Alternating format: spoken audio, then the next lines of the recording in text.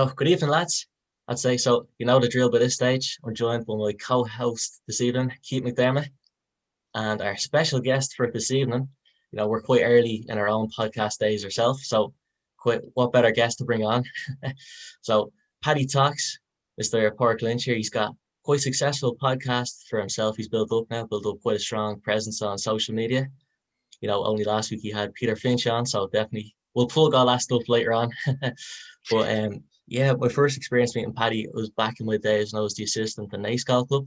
He was coming in with his seed golf balls and the Druid gear he has on there. There's partners for his own podcast, so quite well established at this stage.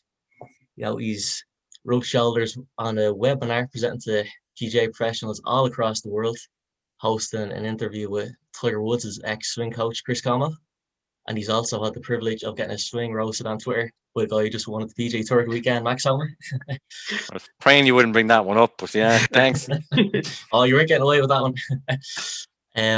But in saying that, yeah, no, I have to say, delighted. When we were putting together a few guests we'd like to line up for when we were starting our own podcast here, you were definitely high up on the list. So I appreciate you taking the time to come on and give us a hand out here. So as much as I'm sure everyone else will get a bit out of this, I mean, Keith, definitely be able to pick your brain a little bit and maybe add to our own show here.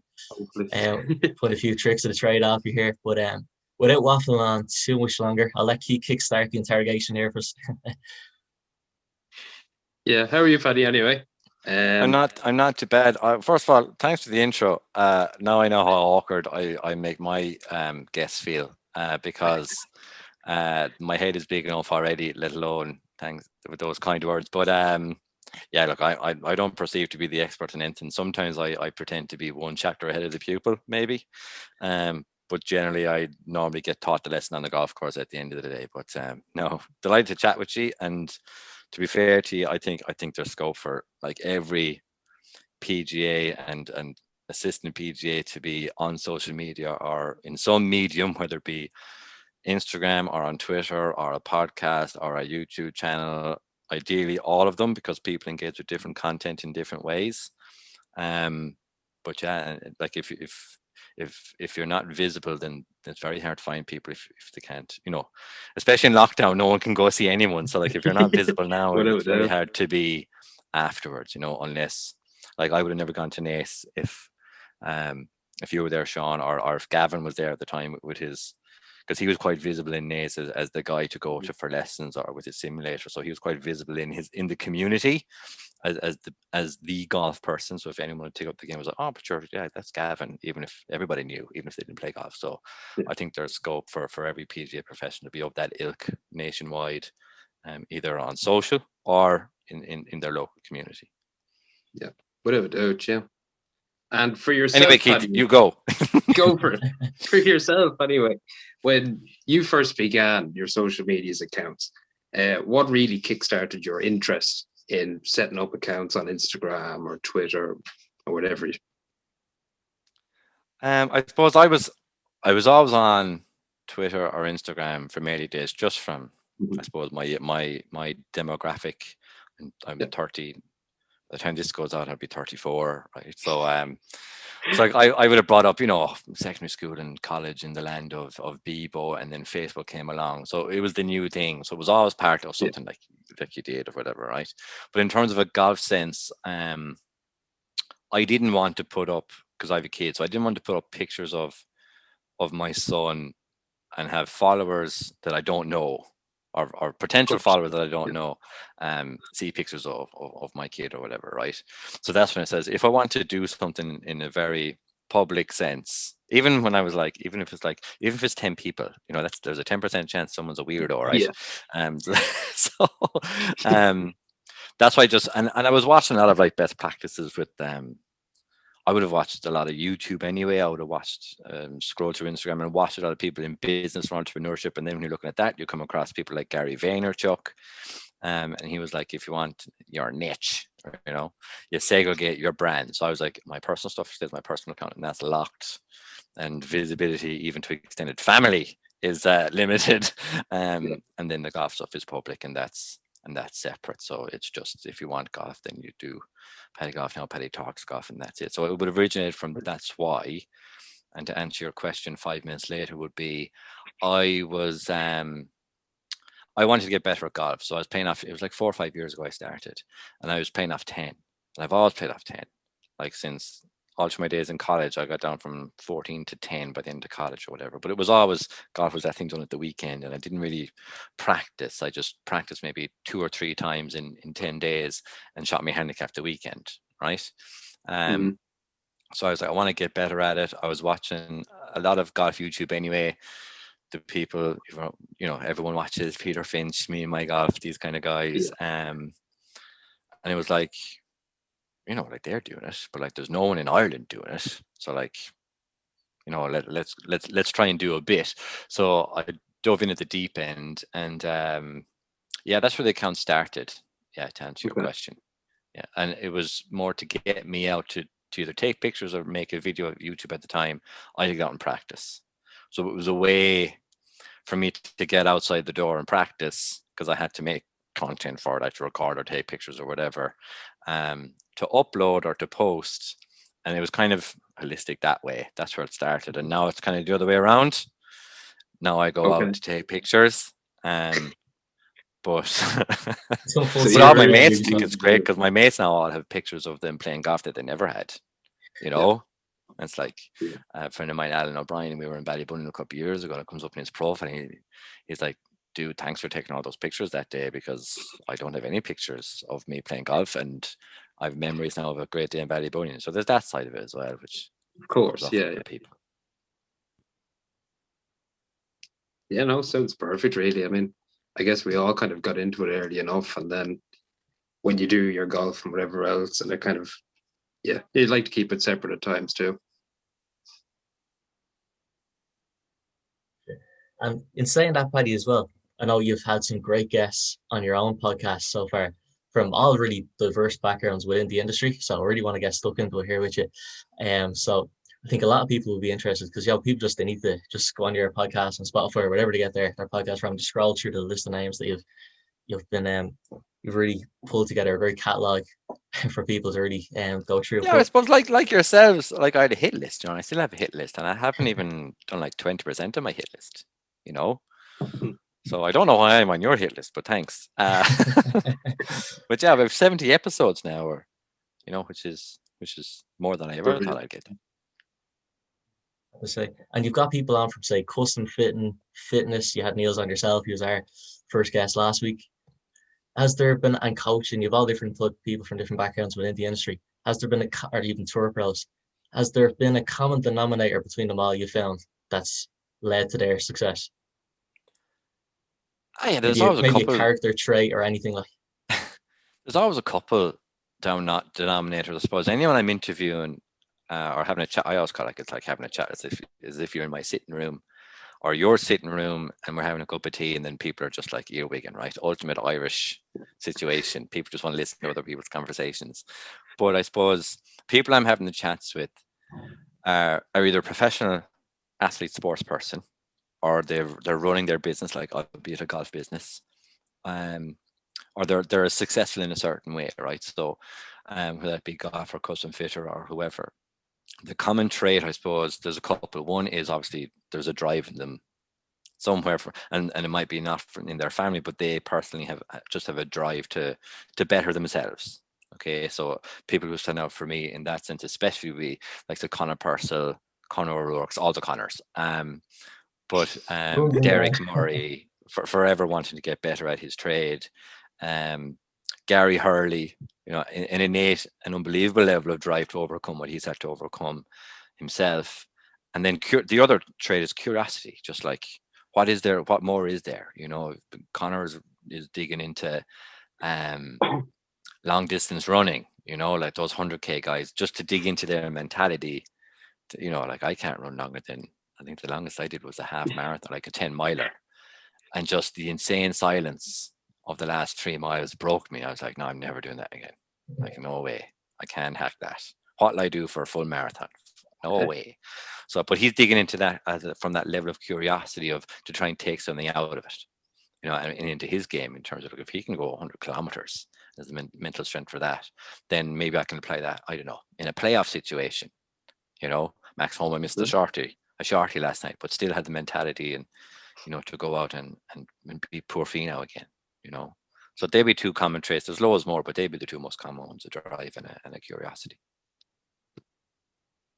And there's that trait of being curious as well. You hear a lot of golf coaches saying it, and definitely that I'd be around. And they say, yeah, it's always, you want to stay curious, no matter how much success a coach goes on to have. You hear even guys like Seán Foley on podcasts or whoever, they're always the best in the industry. They're always constantly trying to evolve and improve and learn more. There's never really an end goal as such. It's never, all right, I've completely conquered the golf swing. I know everything there is to it. You never get to that stage in any endeavor really in life. So just not True. resting on your laurels and continue to push. Like the example of Connor there getting into the run, just really, which is quite a unique thing as well. I'd say it's you got to respect that kind of mindset as well, to just step outside the box or think outside the box a little bit and trying to find smaller ways to find that slight edge in your competitors. Absolutely. Absolutely. The 1%. And it's the same whether you're in sport, whether you're in business, whether you're trying to grow your social media account. It's the little things, and I'm sure we'll talk about it in a while, but it really is and you don't have to change the world. It really is the small things,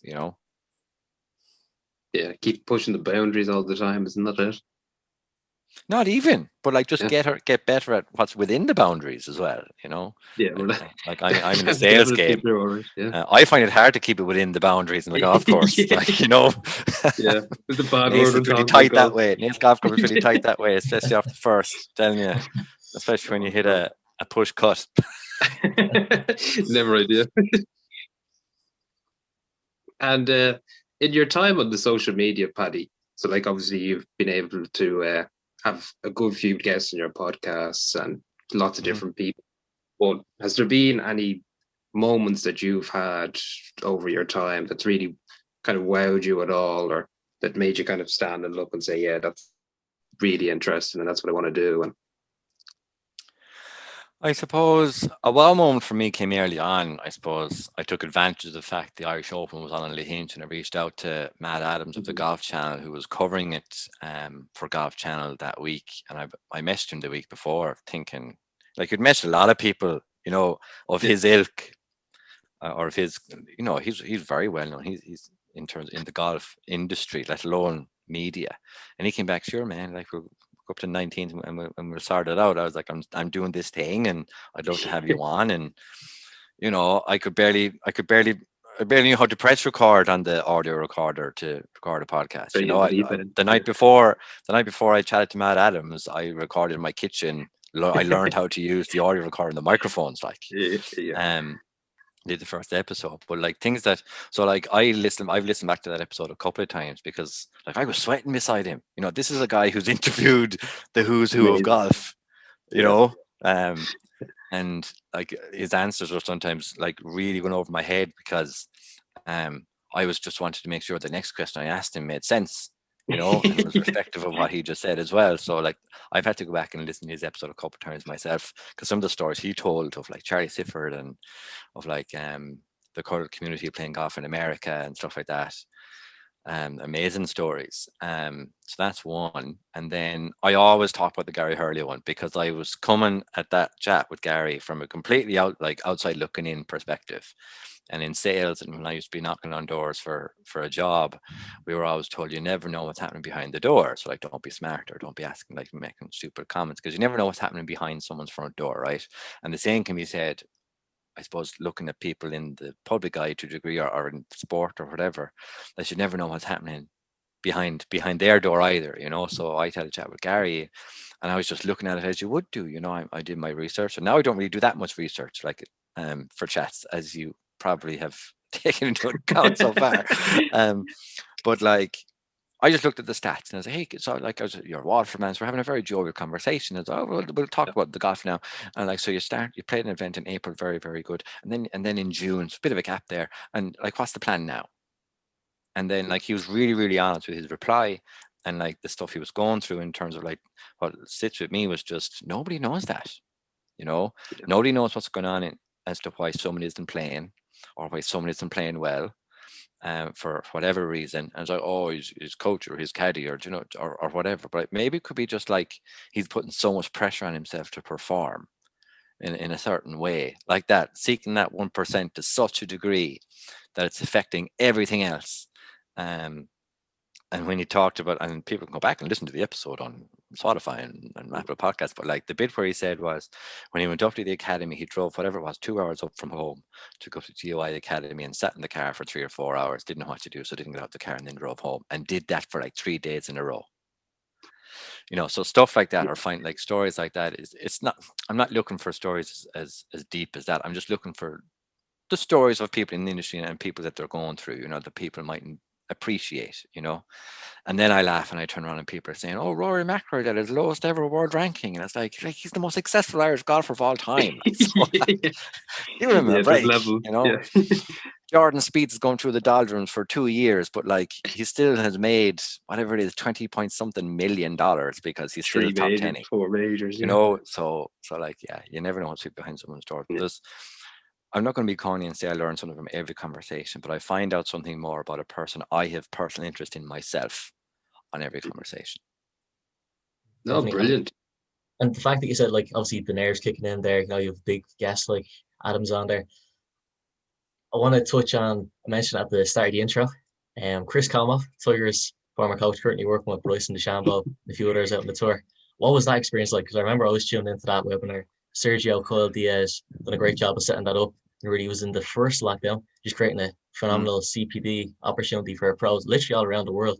So for yourself coming on here, big name here, of course, with Chris Como there. A big name interviewing a big name. Is that what you're saying? Oh, absolutely. Absolutely. Yeah.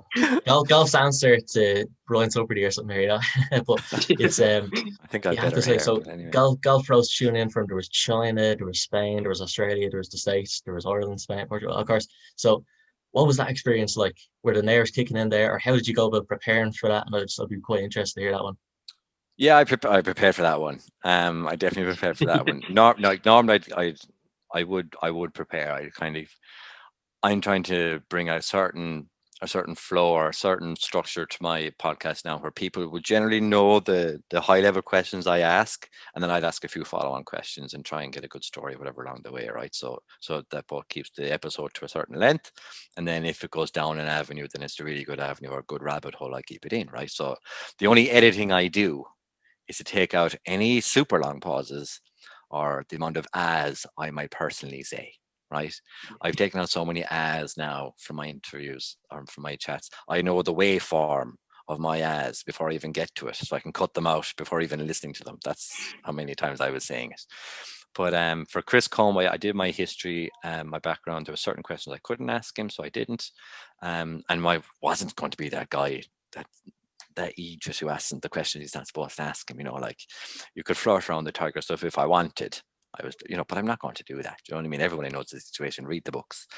But I was just, because I would listen to my coach a lot, and I'm reading certain books like Be a Player. So I just started that. So I do my own little readings of like Harvey Pennick's, and Be a Player is beside me. So I kind of leaf through those sometimes.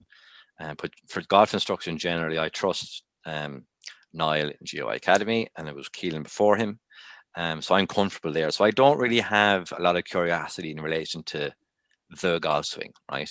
So it was just interesting to try and put if I was a club pro, or if I was a teaching professional, what would I ask him? So I tried to ask respective questions of that. So it's just like, he's a scientist. Do you know what I mean? He's a scientist coaching a scientist as well.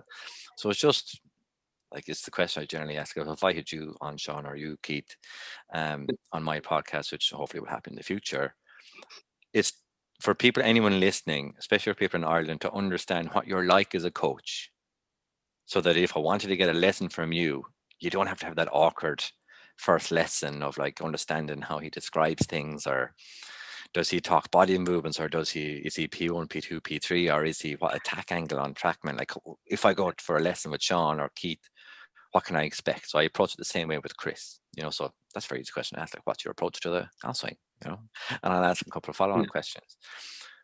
But it was that platform I wasn't used to. We do a bit of it at work in terms of presentation skills, but it'd be more so with someone you've had a conversation with 2 or 3 times who are used to each other. So it was very interesting. It was very well run, set up by Sergio. I had no idea of the amount of people tuning in, which is possibly a good thing. Right? It could have been just keep the layers to a minimum there. So only a couple of people tune in. Don't worry, it'll go fine. I knew it was between 80 and 120, I think, for that particular one. because we'd Rick Shields on beforehand, which I was more interested in, to be quite honest. But no, it was really, really interesting. To be fair, and just he's an enigma of a golf course, to be honest. And I suppose it led to me digging into more about Chris Como afterwards, which is the interesting piece, So if he brought out a book, yes, I would buy it. Definitely, I could second that one for sure. And also quite interesting the fact there that you talk about editing out the ers and ems and as, in your speech. I know definitely when I started jumping in front of the camera for the YouTube videos in the first lockdown, it's amazing what the camera can do to you. You know what I mean? It's a funny thing. All of a sudden, you become so conscious of it really helps you develop a voice in one aspect of it. So obviously, communication that very important as a golf coach. But in general, so it's not. The question I'm going with isn't quite down that avenue of public speaking or like that. It's more so like I edit the podcast or my YouTube videos with the iMovie app. So it's a free app, relatively basic to you can watch the YouTube tutorials and figure out how to use it fairly quickly. So what kind of software do you use yourself, Paddy, in terms of maybe is there anything you definitely would avoid? You're like, oh, that's not worth the money, or like you always hear the recommendations straight away when you're starting off. Just use like an iPhone is great. The camera and the mic and that itself is obviously quite strong. You can get a lot of good free apps. Is there anything that you've invested in or something particular? I know you've got the headphones on there, looking a bit more professional than us here at Saving. So like you can spend money on really expensive headphones that don't connect. I can have like the backup ones for 20 quid.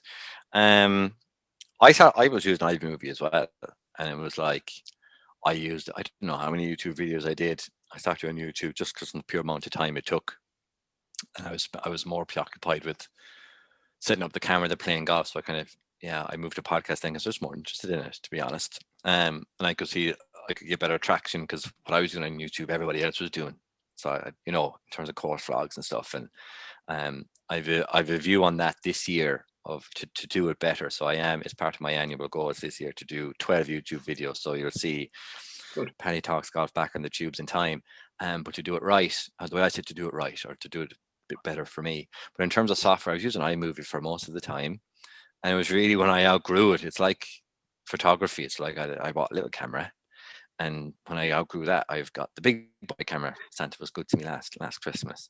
So it's like if you're happy just doing the same editing all the time, great.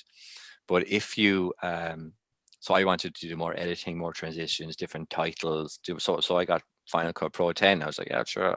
It's a one-timer, and that was it. I bought it. In terms of for the phone, there's always new apps you can use. So it's for social media content, something I'm finding good at the moment for Instagram stories. And like this, I watch a hell of a lot of YouTube. So like this is where I get those ideas. Like I'm one chapter ahead of the pupil here.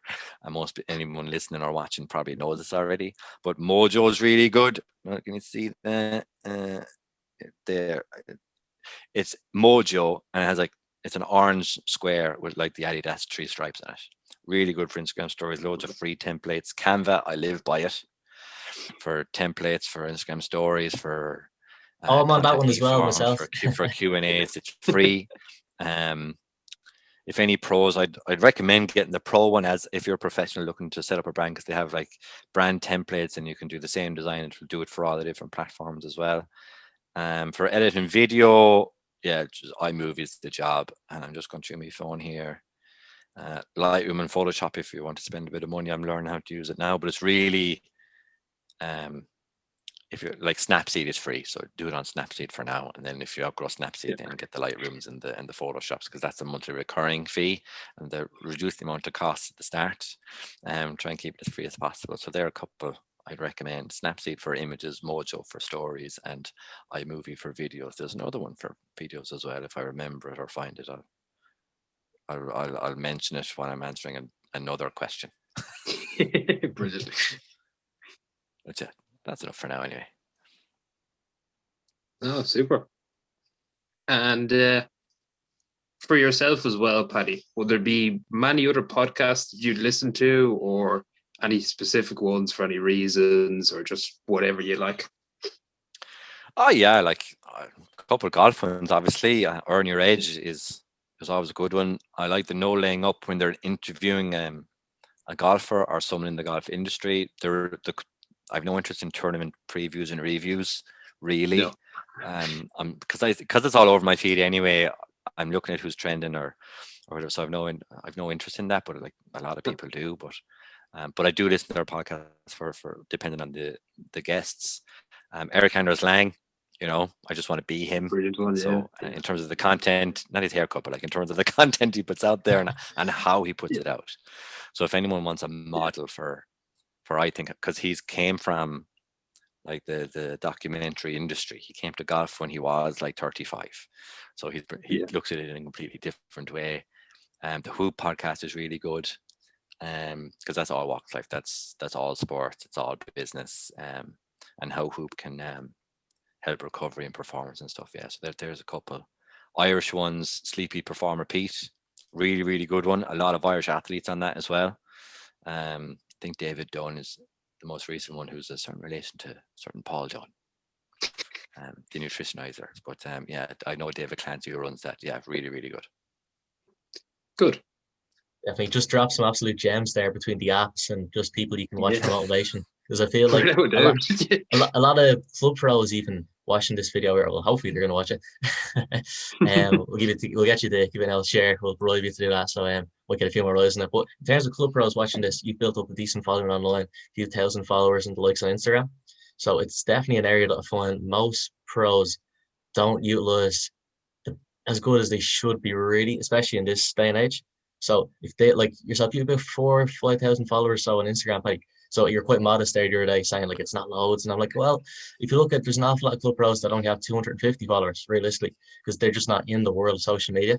Whereas if they had 4,000 or 5,000 followers like yourself, and I'm guessing for yourself as well, quite a lot of them will be based in Ireland. If they've got that kind of a following, they've got these tips and tricks from how to edit apps or pictures and all that to promote their custom fitting services, their coaching packages, all the rest of what they're offering. Only stand to grow their business really. So hopefully people can rewind there and take 2 notes on the gems you just dropped for us there, Paddy. Maybe I think what a lot of club pros would help them, because what I see a lot on Instagram and Twitter of club, because I follow a lot of club pros both in the UK and Ireland, just to, because I might have on the podcast sometime, or I might be a golf course I want to go play sometime. So at least it's coming on my feed if the algorithm makes it. So I can, like, there's golf courses I would have never come on my radar if I didn't follow the club pro, for example, because they're posts and pictures, whatever, and then I'll follow the golf course, for example. But like, if club pros were adverse for any reason to social media, if they only posted one thing, which was like my FAQ, I think would make their daily life a lot easier, or like, even if they put up, because I see it, some people might be messing and some people might, because the volume of calls or whatever, it's like, if you want questions about the day, just follow me on Twitter, and it's like, the course is closed, done. Mars bars are in stock. Like, not making too much of a joke out of it, but like, even if they did that, it's anything is better than nothing. And if you're like, I've never worked in a pro shop, like, I always idolize it as a great job, because I'm working in the golf industry in some form, but like, there is so much, as you said, untapped potential. I don't see it, from the outside in, as just some guy or girl sitting in the corner of a shop selling Mars bars, right? They can do a hell of a lot more to help promote their own income, and social media is a part of that. Okay, it's not the be all and end all. I don't make money from it at all. I just love golf, and it's my hobby, and it's a healthy hobby. It keeps me off the high stool when high stools are able to sit on. So it's like a healthy hobby for me. But if it was looking to supplement my income, I would 100%, if I was a pro, I'd be putting out daily content. I'd be putting, in terms of, just pick something, you don't have to do it on everything. But for me, it'd be Instagram, because naturally you'll get more visibility on it. It could be Twitter if you just like writing stuff, you just give updates. Or you could get involved with other club pros and have a whole conversation over there. It could be Clubhouse if you want, like, community and all that. But like, just put out some every day. Just post daily. Sure, you do it when you're on the toilet. Doesn't matter. Go and take a picture up the first tee. Looks good today. Don't even worry about hashtags. Even if you get the members to follow you and they like and share it, then it will go out 10 times that. That's always a good start. After that, just do you, really. I wouldn't be too concerned about the quality or the quantity. Just start, which a lot of people would say just to do. Like, why did you become a club pro? You just made a decision. So if you want to, just try and be relatively consistent. Yeah. It ain't too hard. Just keep it really simple as that. Don't download the apps. Just take a picture on the phone. Even do it from the Instagram app. Take the picture. You can actually add a filter, swipe it, and post it. There you go. It doesn't have to be, and it's something I'm always learning, because I'm of the nature that I want it perfect. I haven't uploaded on YouTube yet because I want it to be perfect, right? So that's something I need to rein in myself. And I think golfers, we only golf because we want the perfect swing, right? And we want the perfect ball flight, but you don't need the perfect picture. So just put it out there. And if it gets likes, then great. If it doesn't, sure, at least if you get one like, it's one more than zero. That's the way I look at it. Exactly. That's for sure. It's a function over form in terms of the golf swing or social media. It's a great thing about social media. It's so cost effective. You don't have to pay to get your name on the radio or free, newspapers or anything like. So it's free. And if you just ask your mates, everyone on your phone, look, I'm going to try Instagram for a month. If you see me post something, can you just share it with your friends? Or maybe I'm going to start one. Can you just share the account with all your friends? Send it to everybody in your phone. And then, that's where the following starts. And then if you see something, like, just share it. And then that's how you grow with it. And if it's of relevance, it will naturally grow. And don't pay for followers. That don't work. No. Yeah, you see enough influencers doing that and failing. Yeah. Or, well, not their influencers, but they've got something to work for them at that stage if they're chilling in Dubai, and the rest of us are stuck at home these days. But, yeah, definitely, organic growth, I'd agree with you there, definitely the far better route to go down. Yeah, I think you've kind of touched on it there, Paddy, as well, certainly with the different types of social media and all. But for you in particular, important differences and kind of your favorite aspects of each social media, like from your Instagram to YouTube or Twitter? Yeah, so like I focus more on where I'm naturally interested in myself. So like I wanted to document golf, and I wanted to be Peter Finch and Rick Shields, so I did YouTube for like 2 years. But just because it took so much time to edit videos, and no one has the appreciation that a 20-minute vlog of Dukes means an unbelievable amount of setup of cameras on course, but also like a 4-hour edit afterwards of something you've done, like the flow. So for me, there's a more refined way to do YouTube, from learning from watching those other YouTube, saying YouTube a lot. So like I think I can do it better in a more refined way with a better quality by spending less time doing it. Okay. So I think that'll work for me. So that's why I'm setting that goal of getting back to doing YouTube this year, because not every video needs to be 20 minutes, and it's better done than perfect. Better have one more video than zero done, right? Of course. But every platform works different.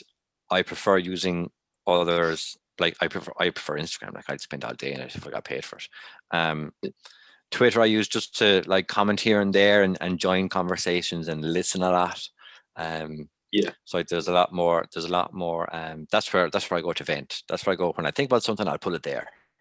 It's like, if I did this, like what would people think? Or like, we've got nothing from the GOI. What's that about? Or the GOI are great with the new initiative, and then you get flack because you called them shit like 3 months before that. But it's because that's where I go for my reactive stuff, because I drive my wife mental if I told her everything I was reacting to online, because she's not a social media person.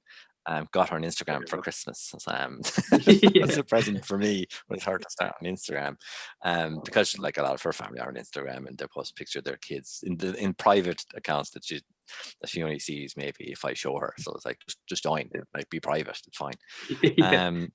So yeah, Twitter is my reactive space to kind of tune into what's happening. It's where I go to see who won the tournaments. Like it's my news feed. Like if I'm looking to see the daily numbers in coronavirus, I go to see if it's trending up or down. If it's the hashtag.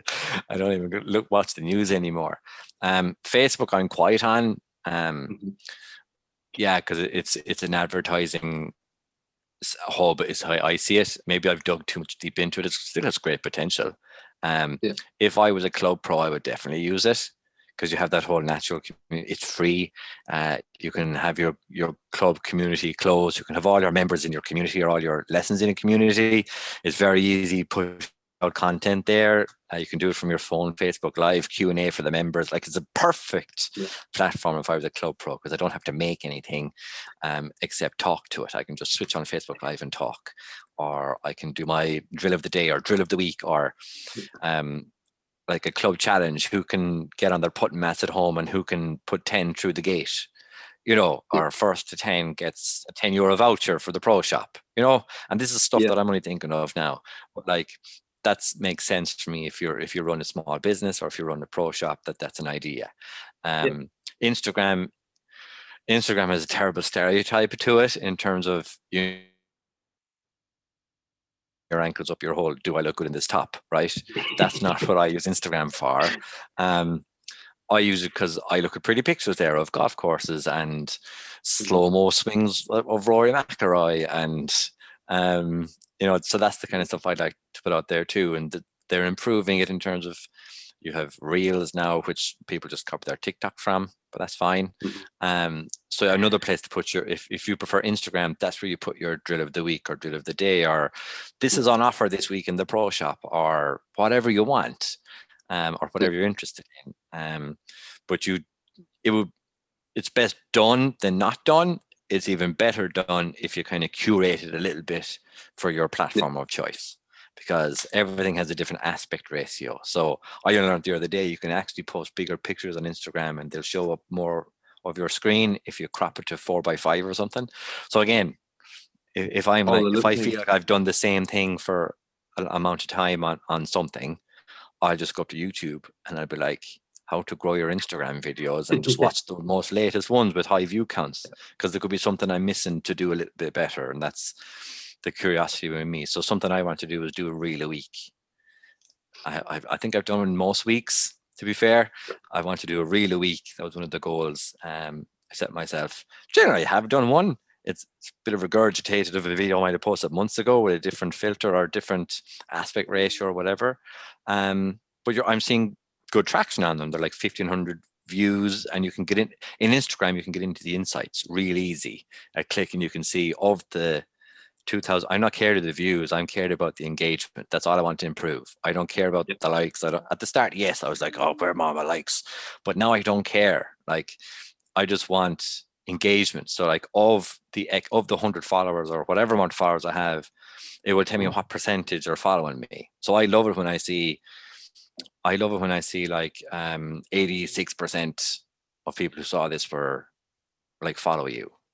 And then that makes me happy, because it means, it's going to people who want to see it. And then on the flip side, if it says 8% of people for the same views or whatever, so there might be 1,500 views on a reel or on an Instagram story, and you can dig into the insights in Instagram, like one click view insights, and that's like 8%.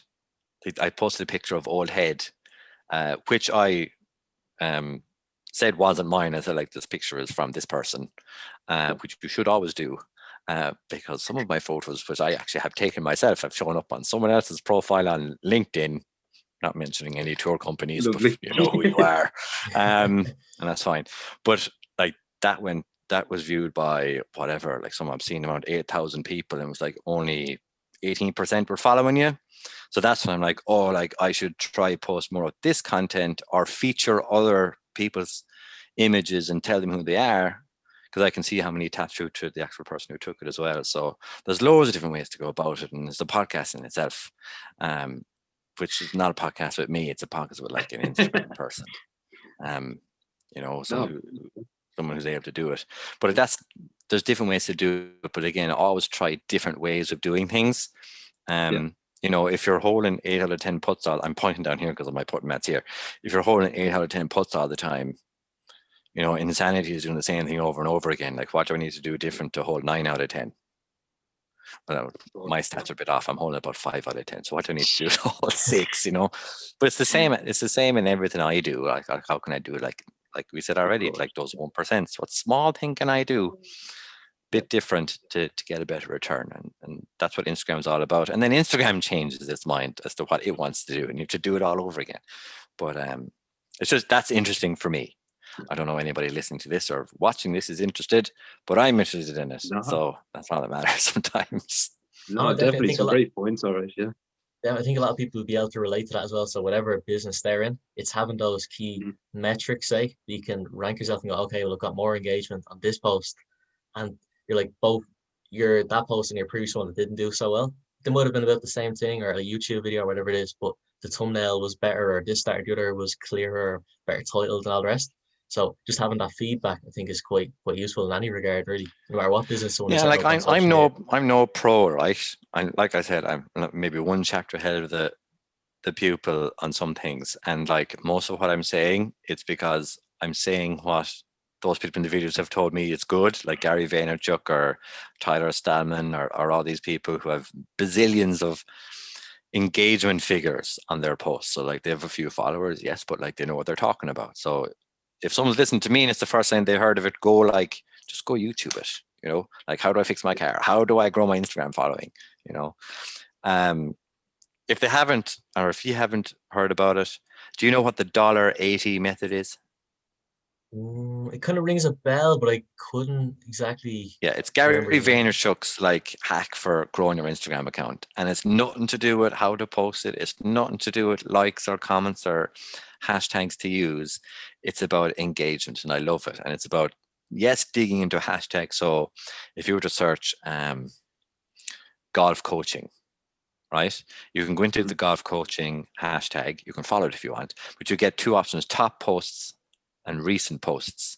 And if you can dig into those, and basically you spend 20 cents of your time, and you do that 9 times or something. I haven't watched it lately, obviously, but it's about you're getting engaged with that community of that hashtag. So it could be like Irish golf, or it could be Irish golf clubs. Pick a hashtag with has a respective amount of mentions or how many times it's been used, and dig into it, and then just start engaging with people who have used it and their accounts.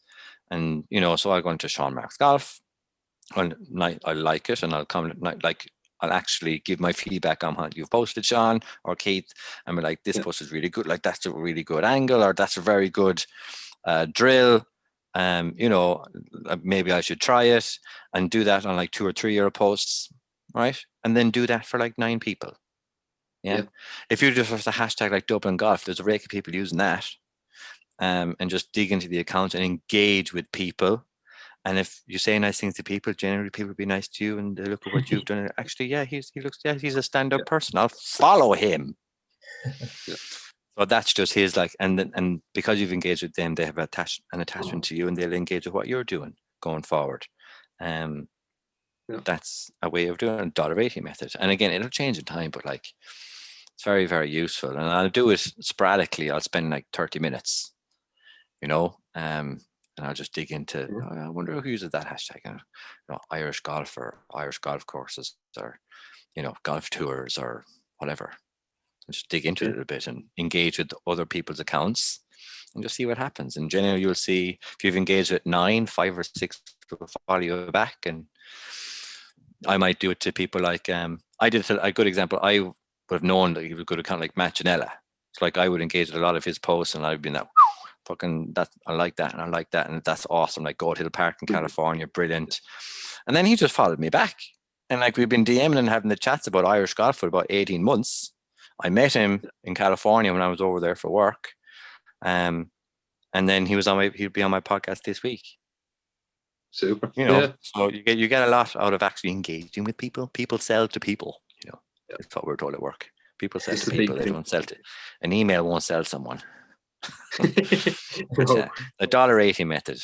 If any club pro wants to Google that, just watch it. It's like a 6-minute video as well. You won't have the cup of tea finished to it. Put it that way. There's one for you. Definitely, I'd say another absolute gem drop there for us, Paddy. And I'd say it's been a pleasure having you on. Really grateful for sharing all this information and giving up your time to join us here this evening. But so for our closing question here for you, Paddy. If you do hear a child in the background, it has been taken care of. Mommy's very good. They're not noise cancelling headphones, these ones. We've been filmed in front of a live audience here today now. Reactions and all sorts. Time now. It's bath time, so she's only a couple of meters away. I don't think the sound picked it up, so I think we're good in that front. But I'm just looking at my phone here, Paddy. and we're looking through the Apple Podcast charts here. So I see you're ranked Easy now. At the moment, Careful. you're ranked number 4, ahead of a Oh, lot who's ahead of of big me? names. Who's ahead of me? We've got Golf Subpar. We've got the Rick Oh, Shields yeah. Golf Show, which Fair. obviously anyone who's watching this should know Rick Shields got like 1.5 million subscribers on YouTube. So to be, within That's touching fair. distance to someone like him, I'd say fair play. You're doing something right. And then there's the Bogey Men in third, and you're ahead of another Irish one, Tree Off the Tee podcast. We give them a shout. You're ahead of the Me and My Golf guys. They're below you. They're in That's not too 7th. bad. That's a scalp. I'm not sure what their subscribers are in each show. Are they about maybe 600,000 or 800,000 subscribers? Oh, yeah, they're approaching 1 million. Yeah, but like the way I look at it is like I take an extended break, December, January. So I think I've 3 episodes out this year. No, I've 2 episodes out this year. I think maybe 3. 1, 2, yeah, 3. I think. So I dropped down to number 15. I think I was number 1 for Christmas. So that was nice. There you go. Number 1 for Christmas. Yeah. But it'll take a couple more episodes. I'm generally between 1 and 5, so that's good to know. I don't really look at that often, because I'm more concerned with getting the right guests on and having the right chats or whatever. But yeah, it's nice. What I love to see is I asked because I was like, I'd prefer it to be like one person shows ahead of me. So like people like I think there's Tree Off the Tee you mentioned, the Bogey Men. Like I know these guys. Like I met them before. I met the lads.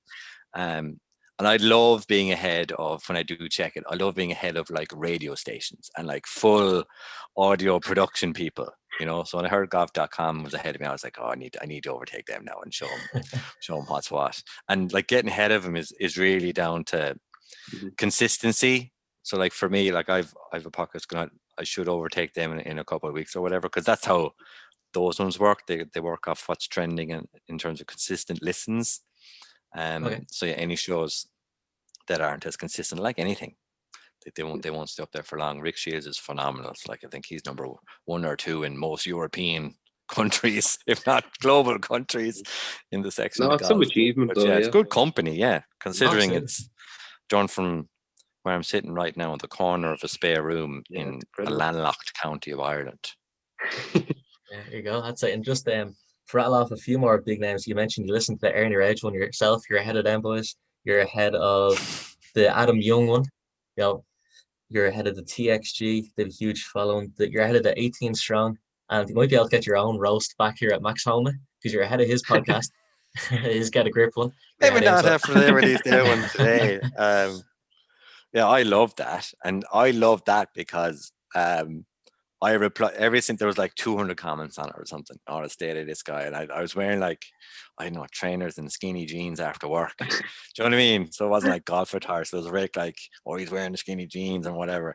Like I replied to every single one of them. And that was so good because I got like, I don't know, like 300 followers from it, because I replied to every single one. Like all the negative comments, I was like, I dig into their profile and I give them some shit back. You know what I mean? I was like, the state of this guy. And it's like, you've got a dog for your profile photo. What are you talking about? This type of shit, So yeah, great. I really enjoyed that.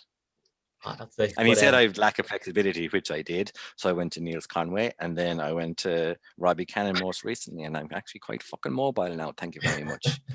I'm not bitter. You have to get revenge. I'll take him to Lahinch and we'll see who's who then. Oh, there you go. That'll be the real test for sure. But flat match as well. I'll own him. The local knowledge will stand to you on that one, Paddy, for sure. It'll have to. I'll be off forward tees as well.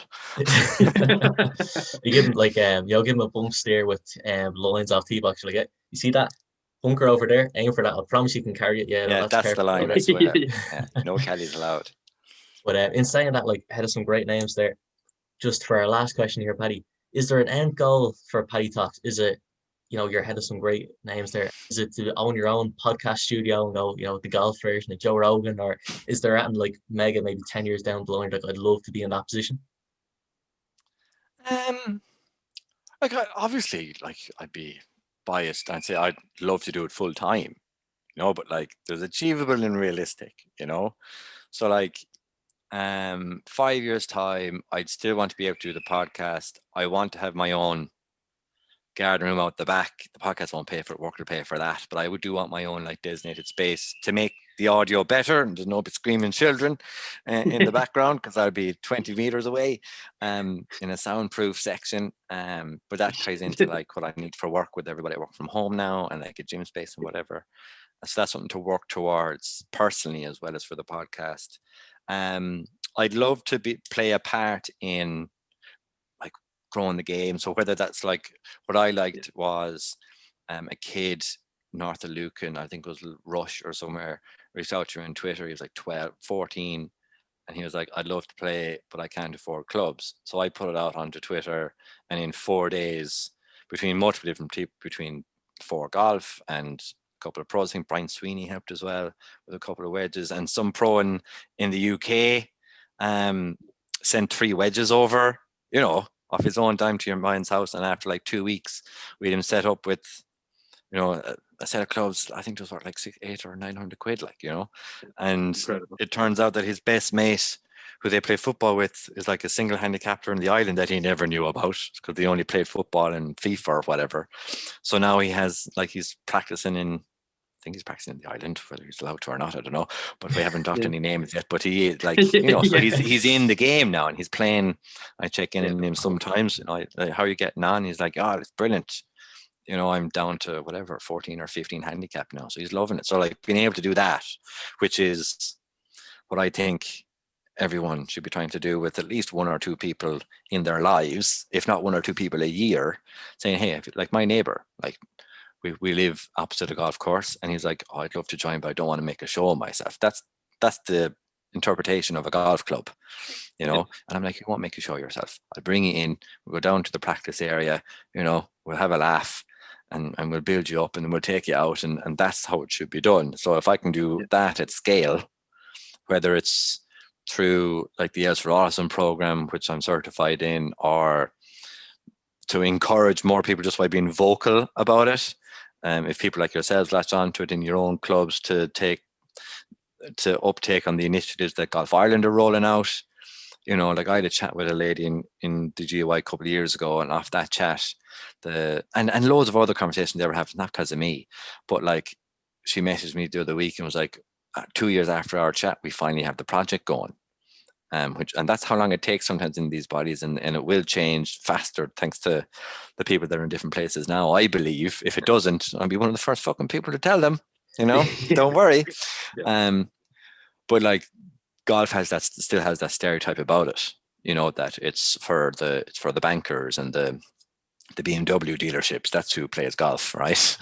No, I'm a farmer. Well, a son of a farmer from like none of my extended family played, none of my extended family play.